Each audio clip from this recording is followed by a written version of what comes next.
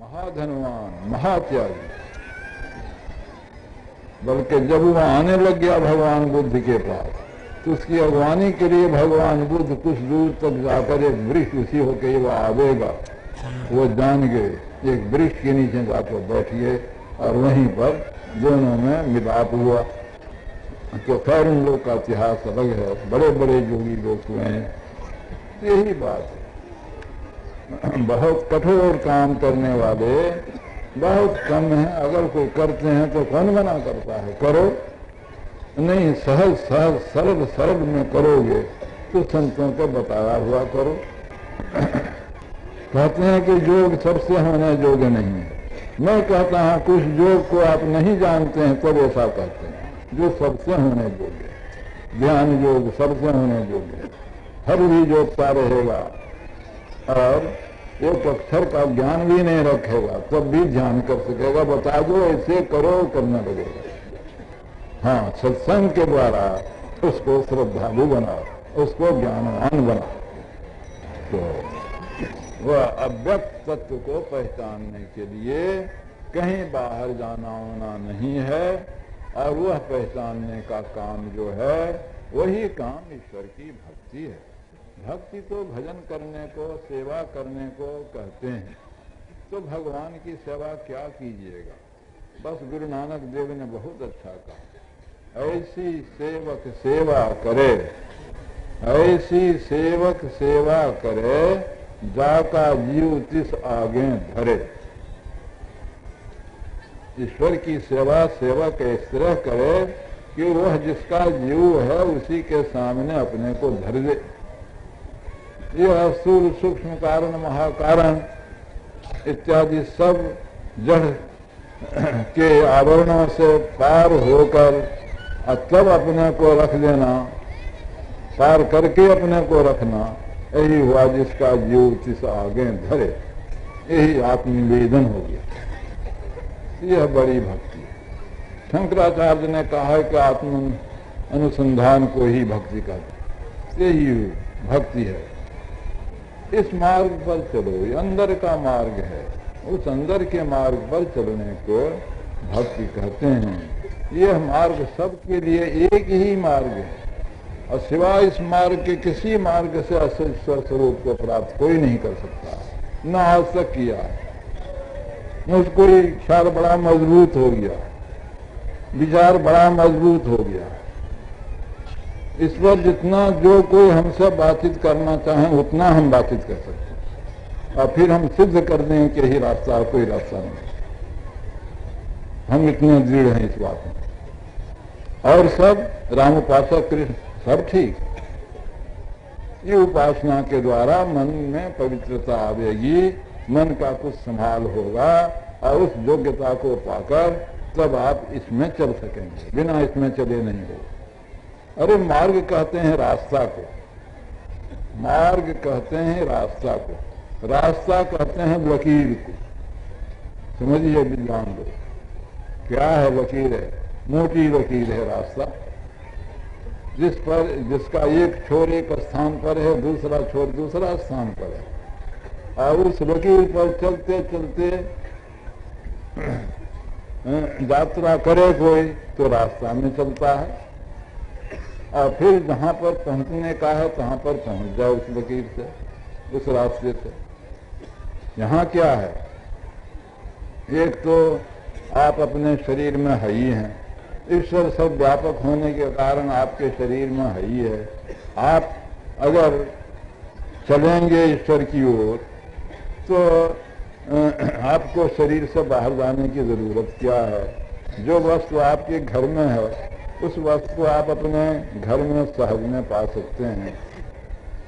आपको तो अंतर अपने शरीर के अंदर अंदर चलना है, बाहर से कुछ लेना नहीं है।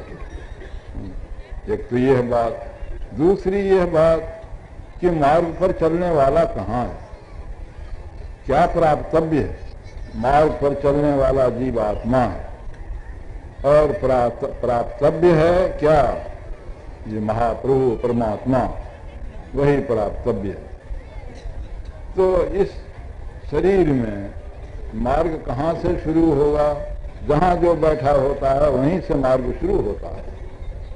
हम सब यहाँ जहाँ बैठे हैं अगर उठेंगे, ये भले कहेंगे कि पंडाल के अंदर से आए हैं, लेकिन जहाँ जो बैठे हैं वो चलेंगे तो वहीं बैठने का स्थान से ही चलेंगे।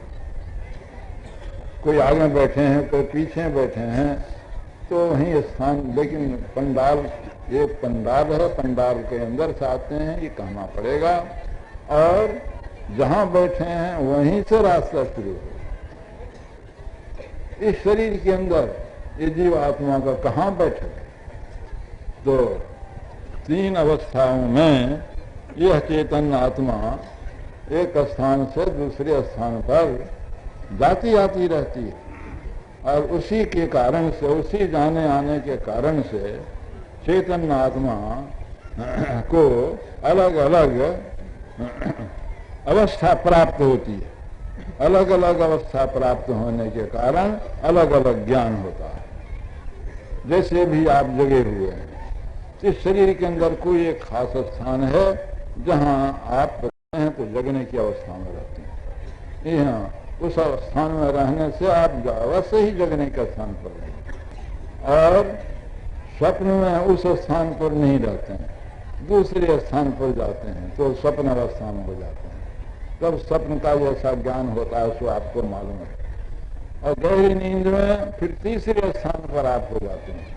जब गहरी नींद या सुषुप्ति अवस्था आती है तब जो ज्ञान होता है निपट अंधकार, कुछ भी ख्याल नहीं, अपने कहीं का भी होश नहीं, वह ज्ञान होता है। तो 3 अवस्थाओं में इस तरह से आना जाना होता है। 3 स्थान है कि आंख स्थान है जहाँ जागने में आप रहते हैं। जो आप साधन, भजन, जप, ध्यान करेंगे इसी स्थान पर करेंगे, जागने में ही करेंगे।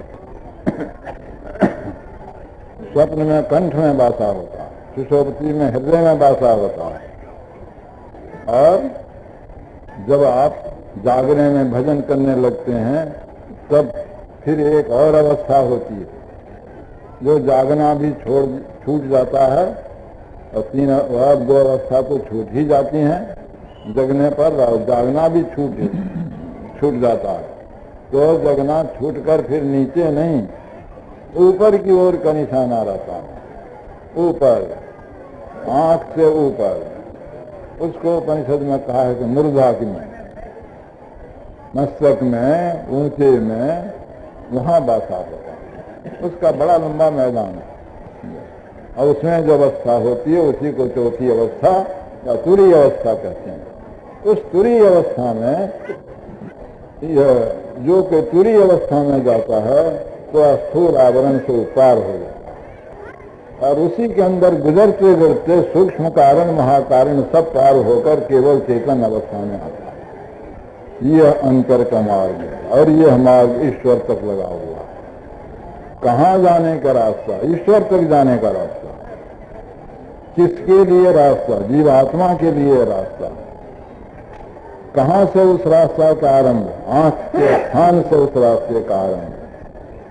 कोई कहे कि हम आंख के स्थान में नहीं रहते, हम पसरे में रहते हैं, ये बेचारा नहीं जानता। हम नाक में रहते हैं, हम कंठ में रहते हैं, ये जागने की अवस्था में गलती है, वो नहीं जानता। अपने सोच के देखें वो कहाँ रहता है। अरे ये तो मानना ही पड़ता है कि अपने शरीर के अंदर में रहते हैं। तो कहाँ रहते हो? तो शरीर के अंदर में देखो।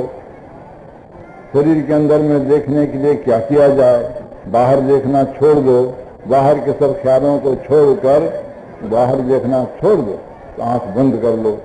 आंख बंद करके पूछो कि मैं कहाँ हूँ, जवाब नहीं आ पाएगा कि मैं अंधकार में हूँ। इससे बेसी बात कोई कहे, इससे उल्टी बात कोई कहे, मानने जोग नहीं होगा। और वो अंधकार कहाँ है? तो हमारी दृष्टि जहाँ है। आंख बंद करने से दृष्टि कहाँ है? तो पलक के अंदर, आंख ही के अंदर में है, वहां अंधकार मालूम हो रहा है। उस अंधकार में बासा है तो आंख में बासा है। इस तन में मन कहाँ बसत है? कबीर साहब ने, इस तन में मन कहाँ बसत है? निकस जाए कहीं ठाव, गुरुगम है तो समझ ले, ना कर गुरु और। नैनो माही मन बसे निकट जाए न उठो, सदगुरु ज्ञान बताइया सब संतन से मो। यहाँ से रास्ता शुरू होता है। ईश्वर के पास जाने के लिए यहीं से रास्ता पर चढ़ना हो।